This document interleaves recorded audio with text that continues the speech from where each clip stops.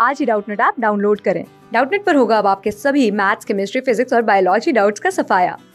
बस अपने क्वेश्चन की फोटो खींचो, उसे क्रॉप करो और तुरंत वीडियो सोल्यूशन पाओ। Download now. हेलो बच्चों, तो हमें प्रश्न दिया गया है निम्न में से कौन सा कथन सत्य है। ठीक है, तो बच्चों देखो यहाँ पर पहला कथन हमें दिया गया है, वर्ग एक विशेष प्रकार का आयत होता है। ठीक है, तो क्या बोला गया है बच्चों, देखो यहाँ पर वर्ग एक विशेष प्रकार का आयत होता है, अर्थात यहाँ पर ये बोला जा रहा है वर्ग एक आयत हो सकता है। तो बिल्कुल हो सकता है बच्चों। देखो वर्ग की क्या होती है कंडीशन की, प्रत्येक भुजा बराबर होते हैं और प्रत्येक कोण समकोण होता है। ठीक है, प्रत्येक कोण समकोण होता है और प्रत्येक भुजा बराबर होती है।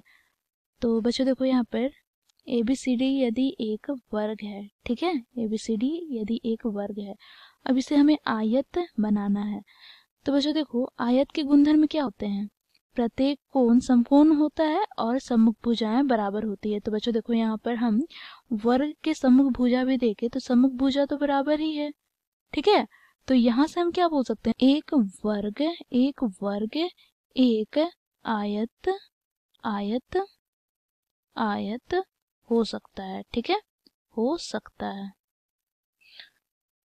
तो बच्चों देखो यह कथन यही है, देखो वर्ग एक विशेष प्रकार का आयत है। ठीक है, तो विकल्प ए हमारा सत्य कथन होगा। अब बच्चों विकल्प बी में हम देखें तो बच्चों देखो क्या बोला गया है, आयत एक विशेष प्रकार का वर्ग होता है। तो बच्चों देखो क्या बोला गया है यहाँ पर, यदि हम इसे सिंपल शब्दों में समझें तो देखो आयत एक वर्ग होता है, यह बोला गया है।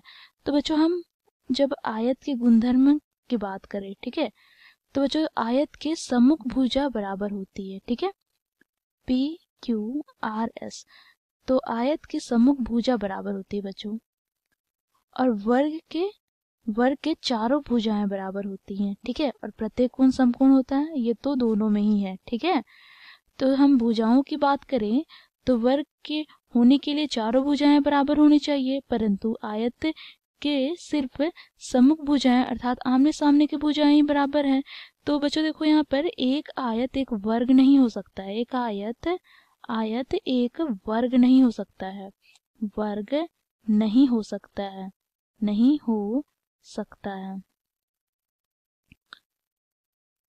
क्योंकि वर्ग होने के लिए चारों भुजाएं बराबर होनी चाहिए। इसलिए बच्चों विकल्प बी यहाँ पर हमारा गलत हो जाता है। ठीक है, अब बच्चों देखो विकल्प सी की हम बात करें तो क्या बोला गया है, प्रत्येक किरण एक रेखाखंड होती है। तो बच्चों यहाँ पर पहले हम रेखाखंड समझेंगे और किरण किसे कहते हैं ये समझेंगे। ठीक है, तो रेखाखंड किसे कहेंगे बच्चों, देखो यहाँ पर रेखाखंड, देखो यहाँ पर ऐसी रेखा जो दोनों ओर से बढ़ नहीं पाएगी। ठीक है, तो जब दोनों ओर से बढ़ नहीं पाएगी अर्थात यदि AB, यह A बिंदु A और ये बिंदु B है, तो दो बिंदुओं को जब हम एक रेखा की सहायता से मिलाते हैं तो इसे हम क्या कहते हैं बच्चों, रेखाखंड AB एक रेखाखंड है। ठीक है, रेखाखंड है। और बच्चों किरण किसे कहते हैं, तो बच्चों देखो यहाँ पर किरण किसे कहते हैं, तो देखो यहाँ पर रेखा के एक और बढ़ सकता है परंतु दूसरा छोर बढ़ नहीं सकता है। तो यदि यह बिंदु A है तो बिंदु A पर स्थित रहेगा ये और दूसरी ओर ये बढ़ता जाएगा, तो यह क्या है बच्चों, किरण है। ठीक है, तो क्या बोला जा रहा है, देखो यहाँ पर प्रत्येक किरण एक रेखाखंड होती है। तो क्या संभव है, यदि यह एक रेखाखंड होगी तो रेखाखंड ही कहलाएगी। रेखाखंड क्या होता है कि यह स्थित होता है, यह बढ़ नहीं पाएगा। ठीक है, तो किरण एक रेखाखंड नहीं है, किरण का मतलब ही होता है कि एक छोर स्थिर रहेगा और दूसरा छोर बढ़ता जाएगा। ठीक है, यह बढ़ता जाएगा। तो बच्चों देखो यहाँ पर इसलिए विकल्प सी यहाँ पर असत्य कथन होता है।